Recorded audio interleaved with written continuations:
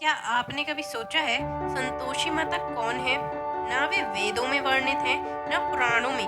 फिर भी लाखों करोड़ों लोग हर शुक्रवार को उनके व्रत करते हैं, उनकी आराधना करते हैं और कहते हैं जय संतोषी माता। तो आखिर कौन है ये देवी? कहाँ से आई और कैसे बनी करोड़ों श्रद्धालुओं की आराध्य देवी? आज हम आपको सुनाएंगे संतोषी माता की वो अद्भुत कथा जो न केवल आपको भावुक करेगी बल्कि यह भी सिखाएगी कि सच्चा विश्वास और संतोष ही जीवन की सबसे बड़ी पूजा है। पुराणों में जब देवताओं की उत्पत्ति का वर्णन होता है तो हम ब्रह्मा, विष्णु, महेश की संतानों का उल्लेख पाते हैं, लेकिन संतोषी माता की उत्पत्ति की कथा इन ग्रंथों से अलग है। ये कथा जन्म लेती है लोगों के विश्वास से। कहानी शुरू होती है भगवान गणेश जी से। संतोषी माता का जन्म कोई सामान्य नहीं था। श्री गणेश जी के दो पुत्र थे, शुभ और लाभ।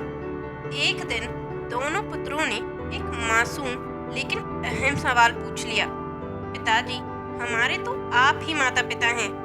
कार्तिकेय और श्री गणेश दोनों के विवाह हो चुके हैं, लेकिन फिर भी हमारे लिए कोई बहन क्यों नहीं है? गणेश जी मुस्कुराए और बोले, तुम्हें बहन चाहिए तो आज से ही तुम्हारी बहन का जन्म होगा। गणेश जी ने मुस्कुराकर अपने कमंडल से अमृत की बूंदें गिराईं और एक तेजस्वी प्रकाश उत्पन्न हुआ। उसी प्रकाश से प्रकट हुई संतोषी माता। उनका स्वरूप अत्यंत शांत, सौम्य और करुणामयी था। उनके हाथों में त्रिशूल, पुस्तक, कमल और अभय मुद्रा थी। शरीर पर पीले वस्त्र, माथे पर चंदन और मुस्कान में संतोष की छाया थी। देवताओं ने उन्हें प्रणाम किया। उन्हें धरती पर भेजा गया, एक ऐसी स्त्री की पुकार पर जो असहाय थी और फिर भी शिकायत नहीं कर रही थी, जो कष्ट झेल रही थी फिर भी संतोष में जी रही थी। क्योंकि माता संतोषी को भले ही देवताओं ने स्वीकार कर लिया था, लेकिन मनुष्यों में उनकी पहचान अभी बाकी थी। बहुत समय पहले की बात है। एक साधारण ब्राह्मण परिवार में एक बालक जन्मा। नाम था सुधीर। माता पिता अत्यंत धार्मिक थे, लेकिन जीवन में दरिद्रता थी। सुधीर बाल्यकाल से ही भक्ति में रुचि रखता था, लेकिन जैसे जैसे बड़ा हुआ कठिनाइयां भी बढ़ती गईं। माता पिता वृद्ध हो गए और एक दिन पिता चल बसे। घर की जिम्मेदारी सुधीर के कंधों पर आ गई। कुछ वर्षों बाद सुधीर का विवाह एक भोली भाली सेवा भावना वाली कन्या सुशीला से हुआ, लेकिन उसके भाई की पत्नियां स्वार्थी और क्रूर थीं। सुशीला को रोज अपमानित किया जाता, खाना तक नहीं दिया जाता, परंतु वह शांत भाव से सब सहती रहती। एक दिन सुशीला ने अपने पति से कहा, स्वामी, आप कहीं बाहर जाकर काम क्यों नहीं करते? शायद कहीं किस्मत हमारा साथ दे। सुधीर अपने भाग्य को आजमाने नगर की ओर निकल पड़ा। कई वर्षों तक उसने मेहनत की और धीरे धीरे अमीर बन गया, लेकिन जब वह लौट कर आया तो घर वालों ने झूठ बोल दिया कि तेरी पत्नी अब मर चुकी है। दुखी सुधीर लौट गया।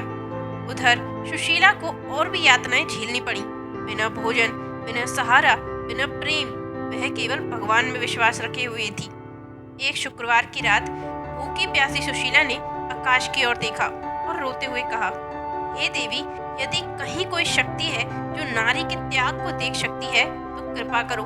मेरा धर्म, मेरा प्रेम, मेरा भरोसा सब कुछ टूट रहा है। वो कष्ट झेले जा रही थी, लेकिन फिर भी संतोष में जी रही थी।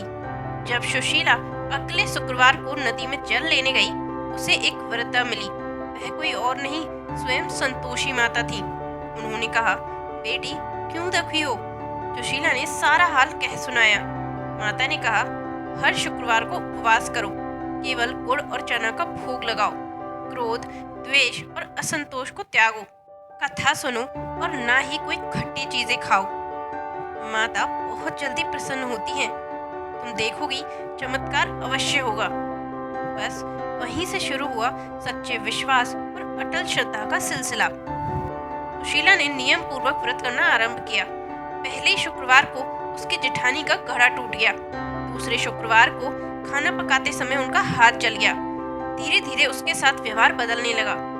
लेकिन जब सच्ची भक्ति बढ़ती है तो परीक्षा भी जरूर आती है। हर शुक्रवार को सुशीला माता की पूजा करती, व्रत रखती, पर उसकी जेठानी झूठ बोलकर खट्टी चीजें खिला देती। उसने चने में इमली मिला दी, लेकिन माता की परीक्षा थी ये। कुछ समय बाद एक दिन संतोषी माता स्वयं प्रकट हुई। उन्होंने सुशीला से कहा, बेटी तू सच्ची है, पर तेरे व्रत को दूषित किया गया है। अब तुझे कठिन तप करना होगा। सुशीला ने अगले 21 शुक्रवार तक व्रत रखा, बिना खट्टी चीज खाई, सच्चे मन से कथा सुनी, भोग चढ़ाया और सभी दुखों को सहा। 21वें शुक्रवार को चमत्कार हुआ। संतोषी माता के आशीर्वाद से सुशीला के सारे दुख खत्म होने वाले थे। उधर सुधीर को एक रात्रि में स्वप्न आया। एक दिव्य स्त्री ने कहा, तेरी पत्नी जीवित है, तुझे धोखा दिया गया है, जल्दी जाओ, वह तेरा इंतजार कर रही है। सुधीर जागा, सब छोड़कर घर लौटा। जब उसने देखा कि सुशीला जीवित है तो वह फूट फूट कर रो पड़ा। सुधीर ने सबके सामने सत्य उजागर किया। उसने अपनी पत्नी को अपने साथ नगर ले जाकर राजसी जीवन दिया। सुशीला ने माता का मंदिर बनवाया और लोगों को व्रत करने की प्रेरणा दी। धीरे धीरे लोगों ने देखा कि जो भी स्त्री या पुरुष संतोषी माता का व्रत करता है उसकी सभी इच्छाएं पूर्ण होती है। विवाह, संतान, नौकरी, शांति और सुख। संतोषी माता के व्रत की विधि और नियम। संतोषी माता के व्रत की कुछ विशेष बातें हैं। यह व्रत हर शुक्रवार को किया जाता है। भोग में केवल गुड़ और चना चढ़ाया जाता है। व्रतधारी को किसी भी प्रकार की खट्टी वस्तु जैसे नींबू, इमली, दही आदि नहीं खानी चाहिए। 13वें शुक्रवार तक यह व्रत किया जा सकता है। कथा सुनना और माता का ध्यान करना अनिवार्य है। क्रोध और असंतोष से बचना आवश्यक है। संतोषी माता की कथा केवल चमत्कारों की कहानी नहीं है, यह हमें सिखाती है धैर्य रखो, समय बदलता है। संतोष सबसे बड़ा धनवान है। ईश्वर की कृपा को कभी मत भूलो, कभी किसी के साथ अन्याय मत करो। आस्था और विश्वास हमें फल देता है। आज की दौड़ती भागती दुनिया में इंसान हर पल असंतोष में जी रहा है। कभी और पैसा चाहिए, कभी और शोहरत, कभी और सुविधाएं। लेकिन संतोषी माता हमें याद दिलाती हैं, संतोष में ही शांति है। संतोषी माता किसी बड़े यज्ञ या धन की अपेक्षा नहीं करती।